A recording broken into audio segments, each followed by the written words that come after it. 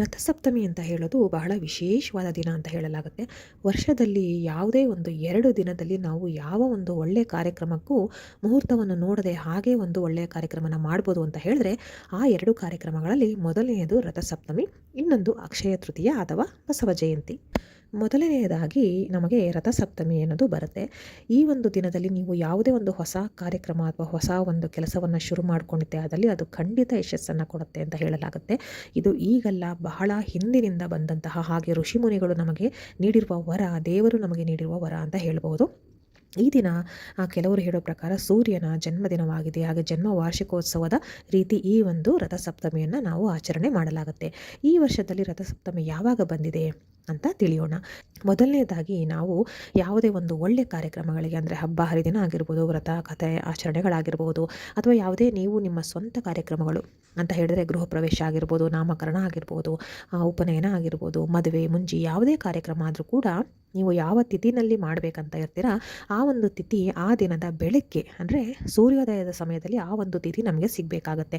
ಆಗ ಆ ರೀತಿ ಸಿಕ್ಕರೆ ಮಾತ್ರ ನಾವು ಆ ದಿನವನ್ನು ನಮಗೆ ಶ್ರೇಷ್ಠವಾದ ದಿನ ಅಥವಾ ಆ ತಿಥಿ ಪ್ರಕಾರವಾದ ದಿನ ಅಂತ ನಾವು ಆ ಲೆಕ್ಕಕ್ಕೆ ತಗೊಂಡು ಆ ಒಂದು ಕಾರ್ಯಕ್ರಮನ ನೆರವೇರಿಸಬೇಕಾಗತ್ತೆ.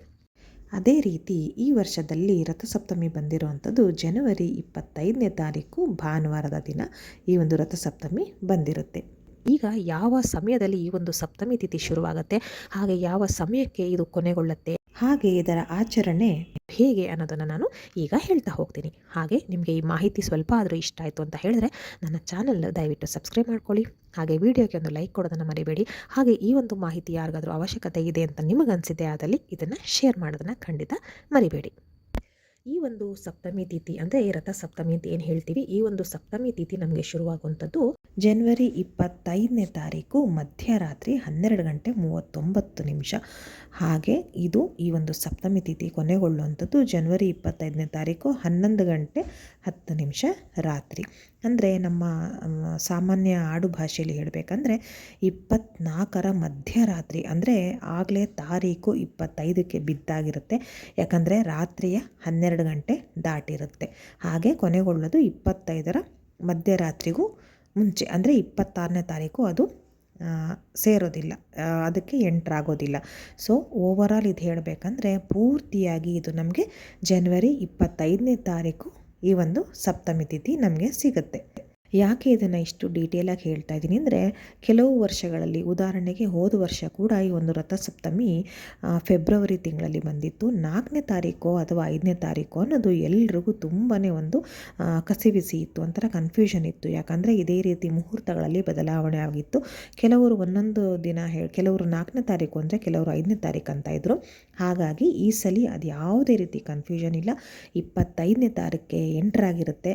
24ರ ರಾತ್ರಿ 12 ಗಂಟೆ ದಾಟಿ ನಂತರ 12:39 ಅದು ಡೇಟ್ ಪ್ರಕಾರ, ಹಾಗೆ ಎಲ್ಲದ ಪ್ರಕಾರ ನೋಡಿದ್ರೆ ಇದು 25ನೇ ತಾರೀಕಿಗೆ ಸೇರುತ್ತೆ. ಹಾಗೆ ಮುಗಿಯುವಂಥದ್ದು 25ರ ರಾತ್ರಿ 11:10 ಈ ಸಪ್ತಮಿ ತಿಥಿ ಕೊನೆಗೊಳ್ಳುತ್ತೆ.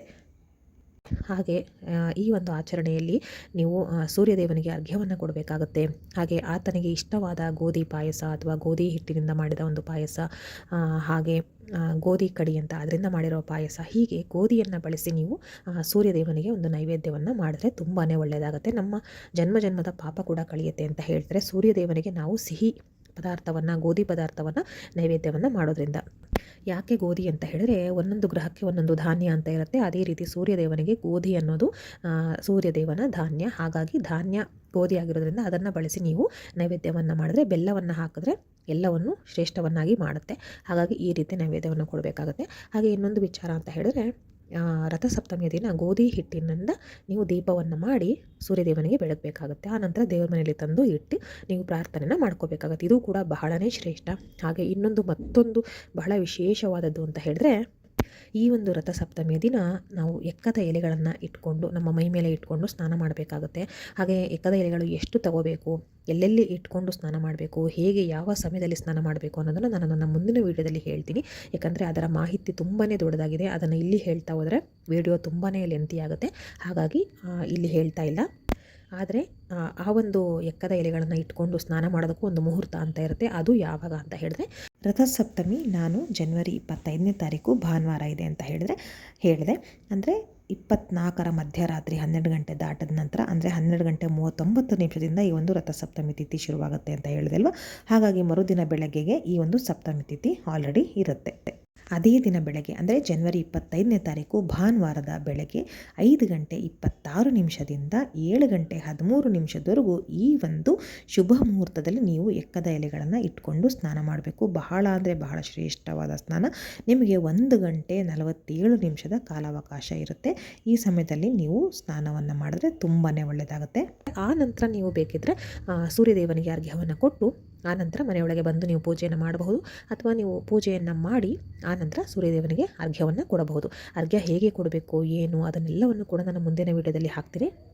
ಏನು ಎಕ್ಕದ ಎಲೆಗಳನ್ನು ಬಳಸಿ ನಾವು ಸ್ನಾನ ಮಾಡಬೇಕು, ಎಷ್ಟು ಎಕ್ಕದ ಎಲೆಗಳನ್ನು ತರಬೇಕು, ಅದು ಹೇಗೆ ನಾವು ಪೂಜಿಸಿ ಆನಂತರ ಸ್ನಾನಕ್ಕೆ ತೆಗೆದುಕೊಳ್ಳಬೇಕು, ಅದೆಲ್ಲವನ್ನು ಪೂರ್ತಿ ಡೀಟೇಲಾಗಿ ನಾನು ನೆಕ್ಸ್ಟ್ ವಿಡಿಯೋದಲ್ಲಿ ಅಪ್ಡೇಟ್ ಮಾಡ್ತೀನಿ. ಇದರಲ್ಲಿ ಹೇಳೋಕ್ಕಾಗ್ತಾಯಿಲ್ಲ, ದಯವಿಟ್ಟು ಕ್ಷಮೆ ಇರಲಿ. ಈ ಒಂದು ವಿಡಿಯೋ ತುಂಬ ಲೆಂತಿ ಆಗುತ್ತೆ ಅಂತ. ಹಾಗಾಗಿ ಇದೊಂದು ನೈವೇದ್ಯದ ವಿಚಾರ ಒಂದು ಕೂಡ ಹೇಳಿದ್ದೀನಿ. ಗೋಧಿ ಸಂಬಂಧಪಟ್ಟಂತೆ ನೀವು ನೈವೇದ್ಯಕ್ಕೆ ಸಿಹಿ ನೈವೇದ್ಯವನ್ನು ಕೊಡಬೇಕಾಗತ್ತೆ. ಹಾಗೆ ಕೆಂಪು ಹೂಗಳನ್ನು ತೆಗೆದುಕೊಂಡಿರಿ. ಕೆಂಪು ಹೂ ಅಂದರೆ ಸೂರ್ಯನ ಬಣ್ಣ ಕೆಂಪು ಅಥವಾ ಕೇಸರಿ ಅಂತ ಹೇಳಲಾಗುತ್ತೆ. ಹಾಗಾಗಿ ನೀವು ಕೇಸರಿ ಅಥವಾ ಕೆಂಪು ಬಣ್ಣದ ಹೂವನ್ನು ನೈವೇದ್ಯಕ್ಕೆ ದೇವರಿಗೆ ಏರಿಸೋದ್ರಿಂದ ಅದು ಕೂಡ ತುಂಬಾ ಒಳ್ಳೆಯದು. ಕೆಂಪು ಬಣ್ಣದ ಹೂವು ಯಾವುದೇ ಆಗಲಿ, ವಿಶೇಷವಾಗಿ ದಾಸವಾಳ ಹೂವು ಅಂದರೆ ಸೂರ್ಯದೇವನಿಗೆ ಬಹಳ ಪ್ರೀತಿ, ಅದು ಬೇಗ ತಲುಪತ್ತೆ ದೇವರಿಗೆ ಅಂತ ಹೇಳಲಾಗುತ್ತೆ. ಹಾಗೆ ಸೂರ್ಯದೇವನನ್ನು ನಮ್ಮ ಕಣ್ಣಿಗೆ ಕಾಣುವ ದೇವರು ಅಂತ ಹೇಳ್ತೀವಿ. ಯಾರೇ ಒಂದು ಕೇಳಿದ್ರು ಕೂಡ ನೀವು ಕಣ್ಣಿಗೆ ಕಾಣುವ ದೇವರು ಯಾವುದು ಅಂತ ಹೇಳಿದ್ರೆ ಸೂರ್ಯದೇವನು ಅಂತ ಹೇಳ್ತಾರೆ. ಅವನಿಂದನೇ ಇಡೀ ಜಗತ್ತು ನಡೀತಾ ಇದೆ ಅಂತ ಎಲ್ರಿಗೂ ತಿಳಿದಿರುವಂಥ ವಿಷಯ. ಹಾಗಾಗಿ ವರ್ಷದಲ್ಲಿ ಆತನಿಗೆ 2 ದಿನ, ಒಂದು ಮಕರ ಸಂಕ್ರಾಂತಿಯ ದಿನ, ಹಾಗೆ ಅದಕ್ಕಿಂತಲೂ ವಿಶೇಷವಾಗಿ ರಥಸಪ್ತಮಿಯ ದಿನ ಈ ಒಂದು ಸೂರ್ಯದೇವನಿಗೆ ಅರ್ಘ್ಯವನ್ನು ಕೊಟ್ಟು ನೈವೇದ್ಯವನ್ನು ಮಾಡಿ ನಾವು ಪೂಜೆಯನ್ನು ಮಾಡಬೇಕಾಗುತ್ತೆ. ಹಾಗೆ ನಾನು ಹೇಳ್ದಂಗೆ ಗೋಧಿ ಹಿಟ್ಟನ್ನು ಬಳಸಿ ಅದರಿಂದ ದೀಪವನ್ನು ಕೂಡ ಹಚ್ಚಿ ಈ ಒಂದು ಸೂರ್ಯದೇವನಿಗೆ ನಾವು ಪೂಜೆಯನ್ನು ಮಾಡಬೇಕಾಗುತ್ತೆ. ಎಲ್ಲ ರೀತಿಯ ಪಾಪಕರ್ಮಗಳನ್ನು ಕಳೆದುಕೊಳ್ಳೋಕ್ಕೆ ಇದು ಒಂದು ವಿಶೇಷವಾದ ದಿನ ಅಂತ ನಾನು ಹೇಳ್ತೀನಿ. ಹಾಗೆ ಈ ಒಂದು ದಿನ ಮೂಗು ಚುಚ್ಚಿಸ್ಕೊಳ್ಳೋದು, ಕಿವಿ ಚುಚ್ಚಿಸ್ಕೊಳ್ಳೋದು, ಇದೆಲ್ಲದಕ್ಕೂ ನೀವು ಮುಹೂರ್ತ ನೋಡಬೇಕಾದಿಲ್ಲ, ಒಳ್ಳೆಯ ಸಮಯ ನೋಡಬೇಕಾದಿಲ್ಲ. ಈ ಒಂದು ರಥಸಪ್ತಮಿಯ ದಿನ ಧಾರಾಳವಾಗಿ ಹೋಗಿ ಈ ಒಂದು ಕೆಲಸಗಳನ್ನು ಮಾಡ್ಕೊಳ್ಬೋದು. ಮತ್ತೆ ಮುಂದಿನ ವಿಡಿಯೋದಲ್ಲಿ ಸಿಗ್ತೀನಿ. ಎಲ್ರಿಗೂ ಧನ್ಯವಾದಗಳು.